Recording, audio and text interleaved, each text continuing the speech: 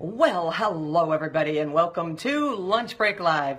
Real talk about obesity, food obsession, recovery, and what's really eating you. I am Cari here with you today, telling you what you should do and what you shouldn't do. But before I go there, I should tell you who I am. I am a 2007 gastric bypass post-op, living life in recovery from obesity and obsessive compulsive food addiction as twice the woman and half the body. I am also a recovery strategist, and what that means is I help people find recovery by finding and owning their own crap. And let me tell you what you should do before I dive in. You should share the show. It's really important that we get the message out there, you guys. I hate to beat this drum, but if people don't know, they don't know. So please, if you get a chance, before I get in too deep, share the show. Now, as usual, got to check in and see who's here, but I'm going to do it real fast because I got a lot to talk about today, all right? And I shouldn't go long, all right? So welcome to all my newer viewers. I have a smudge right in the middle where I need to see. That will just never do. Welcome to all my newer viewers. So glad you guys are here, and I'm betting you found the show because somebody shared it on your wall, right? In a support group or something like that. So welcome, really happy that you are joining me. And I'm doing a quick shout out here to, let's see, Mama and Michelle and Susan, Dorothy, Dawn, Gail, are you a newer viewer? And another Carol, not my mama, you're a new viewer. And Cynthia, hey, all right, guys, welcome in. I'm so happy you are able to join me. And Georgette, all right, let's dive in. Do I have any, and Sorrel, just under the wire, share the show. That's what I'm telling everybody they got to do. They got to do that. You should do it. All right, do I have any shoulders here watching me today? Any shoulders in the audience? Anybody else finding themselves up Should Creek?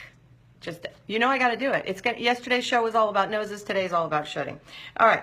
You're not alone. You should know that, right? Everybody who's here, who's a shoulder, you're in good company because I am, wow, I've got like 40 years of history shoulding all over myself. I absolutely do.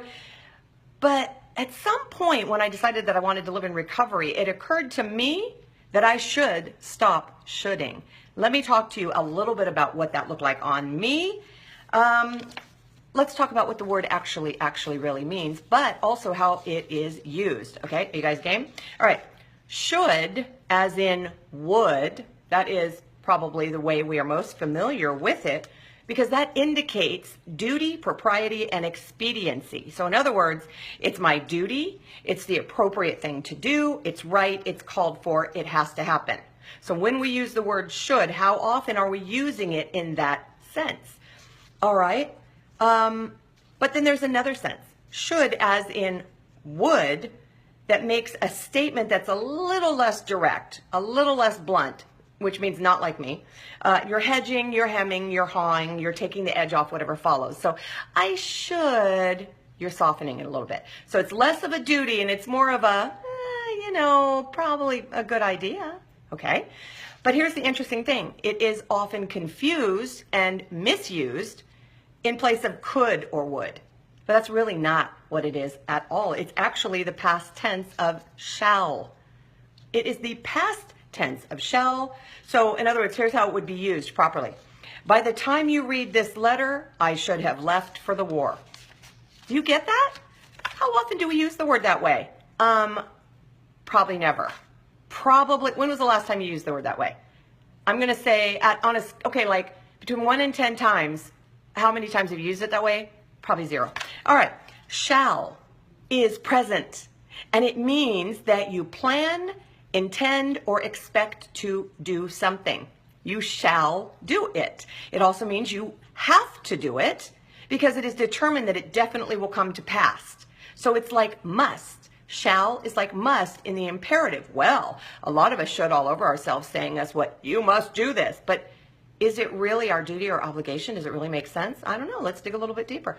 I used the word should in place of must quite frequently. I did. As in something like, this is something I must do. That's how I used to use it. This is something I must not do, right? Must do, must not do. It was like very legalistic.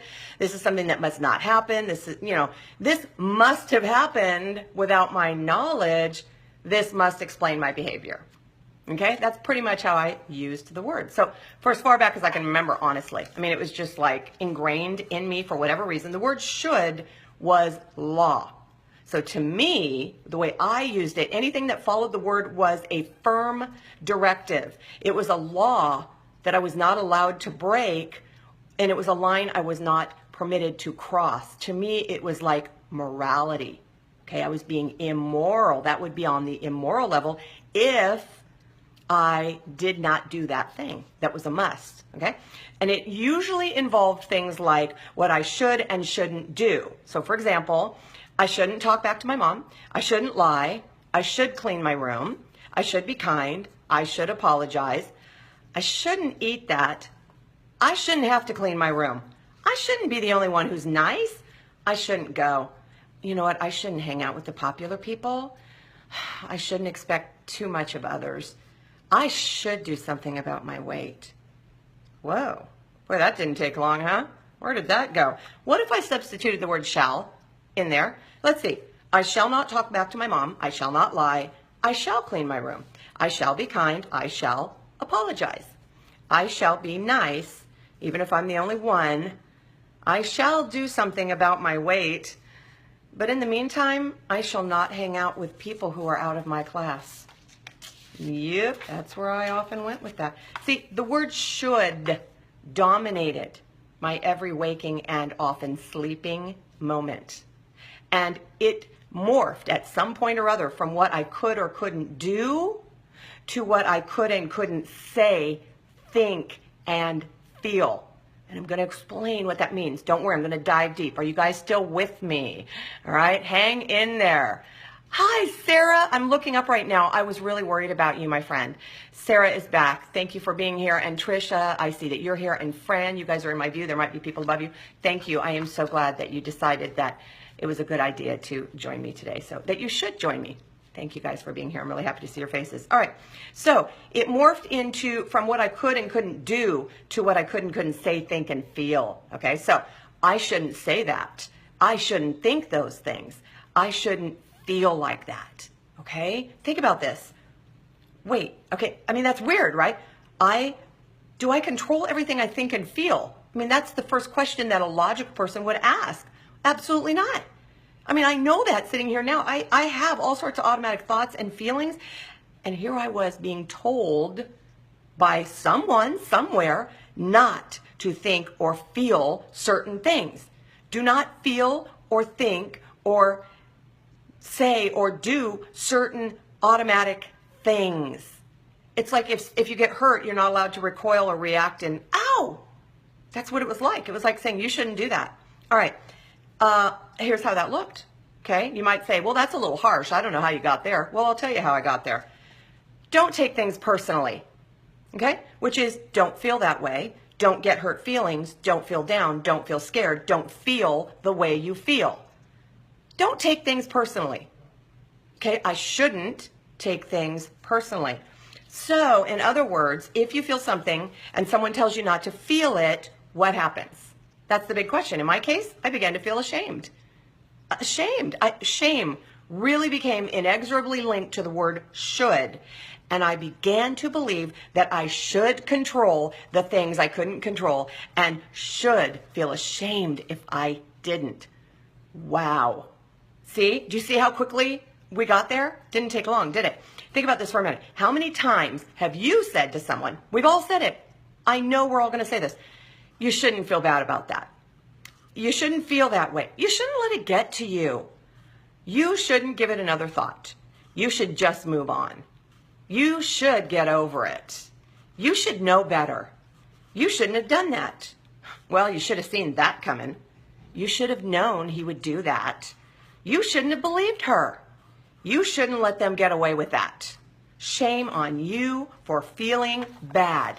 Shame on you for letting it get to you thinking about it so much, giving it another thought, not letting it go, not moving on, and letting it happen to you in the first place. Shame on you. Ooh, wow. Okay, now when I start putting it that way, you're like, well, now wait a minute. That's not how I use it, or that's not what I meant. But is that what you hear? See, it always comes down to what we hear. And when we dig deeper, we realize that maybe our intent is not what it is on the surface. Remember we talked about good intentions? Maybe we want to think that was our intention, but the reality was when we dig deeper, we have this shame informing our thoughts, our feelings, and the things that we say and how we behave. So apparently, in my world, I should know better. I should know what happens when I start feeling a certain way or thinking a certain way. I should know, right? So now I'm on notice, all right? And if I don't, shame on me. So, but it wasn't just other people shoulding all over me. Absolutely not. I started to should all over myself, all right? I should have known better. I shouldn't be so thin-skinned. I shouldn't let them get to me. I shouldn't think that way. Okay, so now I'm doing all the work myself, right? You don't have to tell me what I should do anymore. I'm going to go ahead and should all over myself. I shouldn't eat that. I shouldn't hang out with the pretty skinny girls. I shouldn't expect to get a boyfriend. I definitely shouldn't try out for the romantic lead in the play because I'm way too fat for that. And you know what? I shouldn't hang out with pretty people because I'm too fat to be pretty. You know what? For a matter of fact, I'm too fat to be around skinny girls in general. I'm too sensitive. And, I shouldn't be callous and uncaring because obviously if I'm thin-skinned, that's the opposite, is to be callous and uncaring. See what I did with that? Do you see where I went? I went to extremes, absolute and utter extremes, and I began to create boundaries and borders and limitations for myself, right? And I was not allowed, I shouldn't wander outside of the lines. I should watch my feelings. But I can't watch them. I can't. They just keep coming up, and I have so much shame. It is eating me up, and I am now going to feed it. I'm going to feed those feelings that I shouldn't be having, right? I should watch my feelings, but I can't. I'm going to eat them away, and then I'm going to overfeed everything that is eating me up about what I should and shouldn't be doing. I don't know. Does this sound familiar to anybody else? It may not. You know, it may not fit you, but it definitely describes me. Every time I eat something I shouldn't, I feel ashamed. Do you see how I got there? Every time I eat something I shouldn't, because apparently I broke the law, right? Morally speaking, I'm bad and wrong, and I feel ashamed. Every time I don't stay on my diet like I should, I feel ashamed. Every time I feel hurt, I feel ashamed. Why? Because good people don't do things they aren't supposed to do. Good people stay on their diets. Good people don't let their feelings get hurt. Wow. This is warped, right? Anybody listening to me in a vacuum just would say, I don't know how you got there. That's sad. That's tragic. That's crazy. What? But then when you sit down long enough and realize that you might share those same feelings and wonder how you got there, I'm telling you how you got there. Probably, right? All right. Maybe it does sound like you, or maybe it doesn't. I don't know. Maybe you've been told that you shouldn't expect too much of yourself or others, and that you shouldn't expect respect, love, and that you shouldn't expect to keep the weight off or live in recovery from your addiction, because that's not something you should pin your hopes and dreams to, right? Maybe you've been told that you think too much or not enough, or that you feel things you shouldn't, or that you shouldn't even try to do something because you're definitely going to fail. Maybe you've been told that. Maybe you've even told yourself that. If you or someone else has been shoulding on you, here are some ways that I became a recovering shouldder. I'm not going to leave you hanging out there. You know that. I'm going to give you some, let's call them tools that you can put in your toolbox. And maybe they'll work for you because, honestly, these are the ways that I have become a recovering shoulder. All right. One, when I say I should or shouldn't feel a certain way, right? My immediate response now is to go, okay, now wait a minute. I remind myself that feelings aren't facts. That's very important. Feelings just are feelings. They're automatic, even if many of those feelings were learned, okay? So I might have learned to feel a certain way in response to something. It may be a learned reaction, a learned automatic response. I may not have always done that, but I've connected the dots, and now that is my automatic response, all right? So in other words, it is what it is. And until I react or act on them, okay? So those feelings just are what they are unless and until I act upon them. And I have the power to decide what I will or won't do about the feelings I'm having. I may do nothing. I may absolutely do nothing. I may decide that, you know what, that's a feeling. Okay, that feeling that I'm having right now where I'm feeling panicky and out of control. Here's a good one. I am really panicked about what could happen in the future. So I'm seeing this right here, and what if that happens? Now I'm really panicking. That feeling is real. That anxiety is real. Oh my gosh, oh my gosh, oh my gosh, it's going to happen, it's going to happen. What will I do when? I stop and I say, well, okay, you don't have to feel that way, Cari, because you're not living there. It's not the future yet. When and if that happens, you'll deal with it then. Until then, you're not living there. You're living here. So it's not necessary to have that anxiety anymore. You can let that go. Do you see? All right. I should or shouldn't think a certain way. Okay, when I go there, I take a step back and I ask myself why it is that I think, which is usually believing. Why do I believe that thing, whatever it is, okay? So is there a foundation of truth? Where did that come from? Is it truthful, or is it just something I bought into a long time ago and really final analysis is a lie. It's an untruth. Do I have a history with it? Quite often. I have a history with it, right? And that's how I get from 0 to 100 in 1 second flat, because I have a history, and when that happens, this always happens. Therefore, I'm just already there now, all right? Is there a foundation of truth? Do I have a history with this? Does this look a lot like something else? So I've decided that this is that thing. Oh, yeah, this looks like that, therefore it is. Ooh, I make a very quick math. It's very quick math there, right? Now I ask myself, what is the evidence for this thought? Is there evidence at all? There may be no evidence. There may be evidence. But that is where I approach it logically and pragmatically. I've got to set that emotion aside for a minute and say, all right, you are reacting, you're responding, you're feeling a certain way. What's that all about, Cari? What's the evidence, right? What is this based on? Reality, history, right? Does it just look like something else? Is this a belief? All right. Next, I should do this or I shouldn't do that. Okay. So I have learned to try different words or phrases. All right. Because that's, again, moralistic, legalistic, right? Rules, right, wrong. Okay. Instead of saying, I shouldn't do this, I've learned to say, is this a good idea? Is this a good idea? Does this make sense? What are the benefits of doing or not doing this? What would happen if I did it? What would happen if I didn't do it? So in other words, I kind of look at it and say, pragmatically, practically speaking, is there a benefit? Is there a purpose? Is there a reason? Is it wise? Is it necessary? Do I really mean shall? Or am I shoulding all over myself? So those are main chief questions that I look at. Those are based in fact and a little bit of experience. And sure, there's some objectivity in there, right? There is. So is this feeling telling me something? Feelings are there for a reason, right? Like when I poke myself with a splinter or like with a big cactus needle in the side of my foot like I did in Mexico this weekend, and I react, I have a feeling of pain, it's because it's telling me to look down. You have this really massive, like spiky thing sticking out of the side of your foot. It's saying, hey, I need your attention right now. You should, you shall, you must, you need to, it would be wise to look at your foot right now, because there's like a really big thing sticking out of it, okay? See, so the feelings are there for a reason. What is that really? Is it basis in fact, or is this just an emotion that's based in fiction? You've made it up, right? You've created this connection between that happening and this feeling. All right, is this thought based on something real? Does the response make sense? Well, yeah, my response to go, ouch, makes a lot of sense there. But saying ouch to something, if it's not sticking out of my foot and it's just up there, you know, in front of me and I could step on it and I go, ouch, no, I should say, okay, it would be wise to avoid that and not step on that, to have worn tennis shoes up on the top of the hill instead of your open-toed flip-flops. But, you know, that's another story. All right, see, I should have, it would have been wise for me to have packed my tennies in the car. So I could have changed, see? So I don't have to beat myself up for that. I just did not make a wise choice, a wise decision, right? It wasn't the smartest thing to do.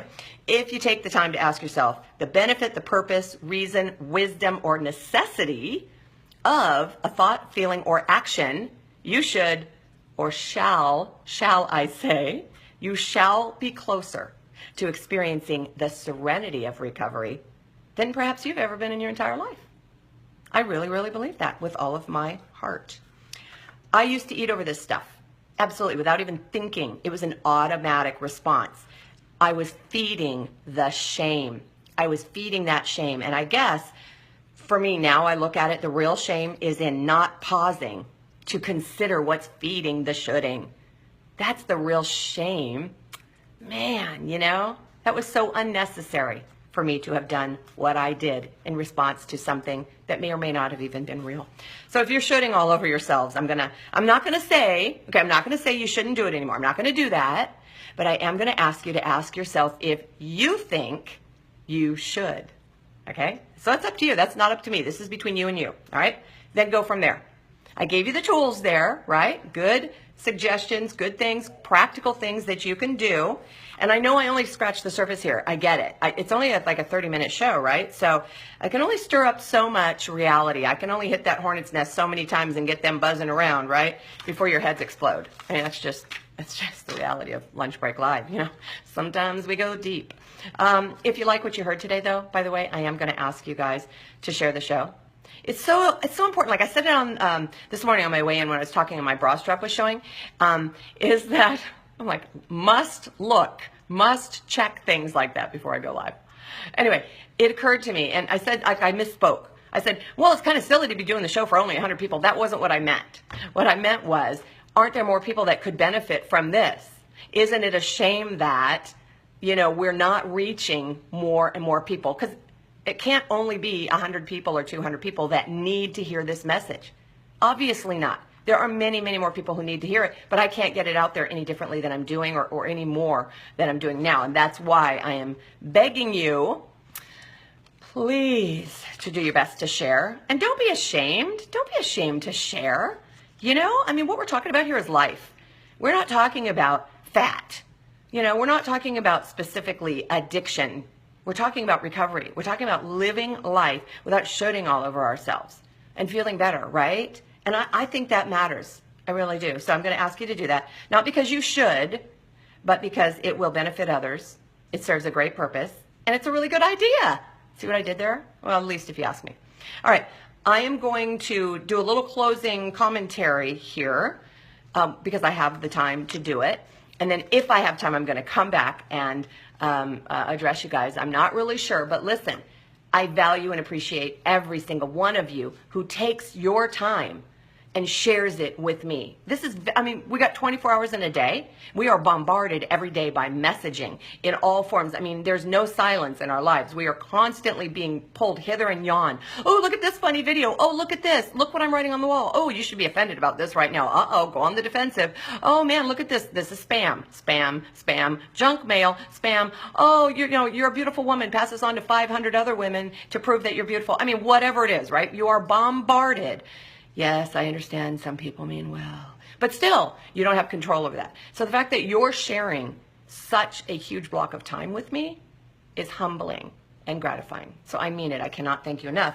I have mentioned about my patrons. I want to tell you who those wonderful and amazing people are right now. And I want to thank you all. Kelly Ramirez, Susan Thomas, Betsy Kent, my mom, Carol Worth, Angela Locke, Tanya Morgan, Regina Ferfecki, Linda Wingard, Nancy Six, Kathleen or Kathy Mitchell, who is, by the way, down at OAC, I know for a fact, in New Orleans, Greg Keeler, and Nancy Weasel. Thank you from the bottom of my heart for your amazing support of Lunch Break Live and the work of recovery that I do. I cannot... I'm grateful to do. I can't say I can't do it without you, but boy, I sure do it better with you. All right, Recovery Tease, Recovery Rebel. I'm going to go out on a limb here and say I am totally a rebel. I am doing and saying things that most people don't. And you know what comes along with that sometimes is like that, oh, wow, maybe that wasn't a good idea to say that. Uh-oh, a little too far on that one. Might want to back it up a little bit. Rein it in, babe, rein it in. There's a little bit of that goes along with being a rebel because I put myself out there in a big, big way. And you know what? Not everybody agrees with it. Some people want to challenge me and say, you know what? I think you're just a little too in my face. I'm not real happy about what you're telling me right now. You just need to back off a little. Well, I probably won't back off because that's the rebel in me.